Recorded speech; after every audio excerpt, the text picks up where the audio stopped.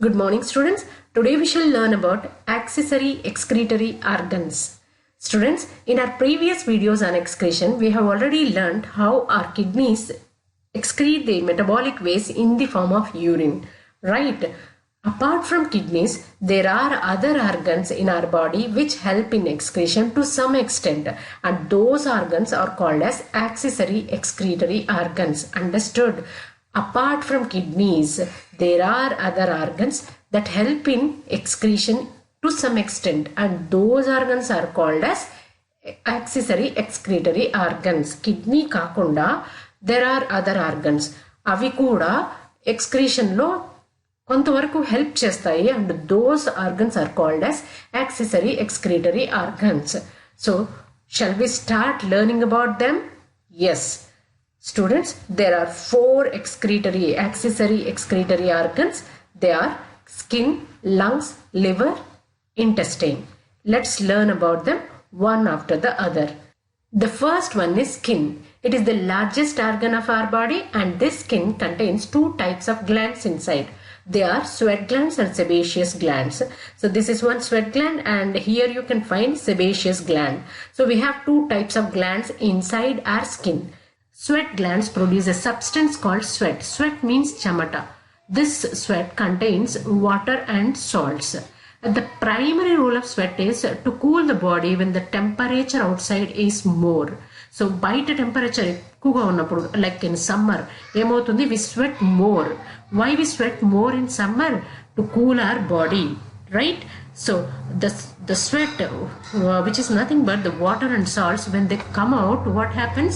The water takes the heat from the environment and evaporates. As evaporation takes place on the surface of our body, we feel cooled. So it is the natural coolant. Sweat is the natural coolant. Apart from that role, the secondary role of sweat is excretion. In the form of sweat, we are excreting water, excess water, and the salts. Understood? Now, the sebaceous glands. These glands produce an oily substance called sebum. The production of sebum is more commonly seen among teenagers, and this sebum is responsible for the formation of pimples in them. Understood? ఈ oily substance వల్లనే pimples కూడా form అవుతాయి. Teenagers లో చూసినారంటే ఎక్కువ ఈ problem అనమాట, because they produce more sebum. Now, what is this sebum made up of? Sebum has waxes, sterols, hydrocarbons, and fatty acids. So, via sebum, we secrete out or we excrete out waxes, sterols, hydrocarbons, and fatty acids. Understood? This is how our skin acts as excretory organ. Next, it is lungs. Students, during expiration, that is when we breathe out, we actually breathe out carbon dioxide and excess water from our body. So expiration అప్పుడు మనం breathe out చేసినప్పుడు ఏమేమి బయటకు వెళ్ళిపోతున్నాయి? Carbon dioxide and water in the form of moisture. So as we are excreting or expelling carbon dioxide and excess water via the lungs, we can consider lungs as accessory excretory organs. Understood? Next, let us see liver. Liver is the metabolic center of our body. Various biochemical reactions occur inside liver, and varieties of waste are produced inside liver.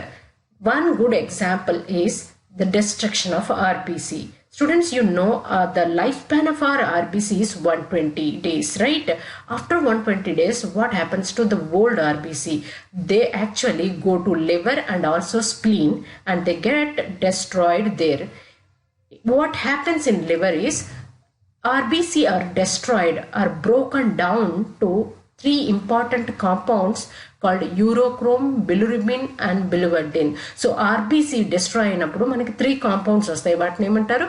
Urochrome, bilirubin, and biliverdin. These are all pigments, students. Pigments means colored substances, and they are very poisonous too if they get accumulated in our body. So ఇవి చాలా విష పదార్థాలు plus colored substances. They should be eliminated outside the body. So how do liver eliminate these three substances? Actually, students, urochrome is the yellow color substance or yellow color pigment, and this pigment comes out via urine. From liver, it goes to kidney via the blood, and inside the kidney this urochrome is filtered out into urine. Understood?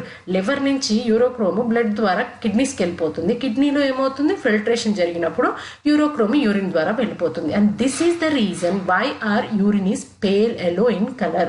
Understood? Now what about these two pigments, bilirubin and biliverdin? These are light brown in color and they are released out of liver in the form of bile. Students, in the chapter nutrition you have already studied that liver produces a juice called bile juice, and that bile juice is released into duodenum during digestion process, right? So digestion జరిగేటప్పుడు ఏమవుతుంది, liver bile juice ని duodenum లోకి release చేస్తుంది. And this via this bile bilirubin and biliverdin reaches duodenum. Understood? Bile లోనే ఈ bilirubin biliverdin కూడా వచ్చేస్తాయి అన్నమాట. And this bile has almost no role in digestion. It remains in the duodenum and it gets mixed up with the partially digested food. Understood? And once the digestion is over under the action of pancreatic juice and intestinal juice, the undigested food which has bile in it enters into large intestine, and from the large intestine it is expelled out via anus in the form of feces. Feces means the undigested solid waste. So what is feces? The undigested solid waste that we eject out through anus is feces. So what did you understand? Through feces bile comes out, and bile contains bilirubin and biliverdin. Understood? Now not only these compounds, but bile also contains other waste materials like cholesterol, steroid hormones, drugs, vitamins and salts. Here drugs means medicines.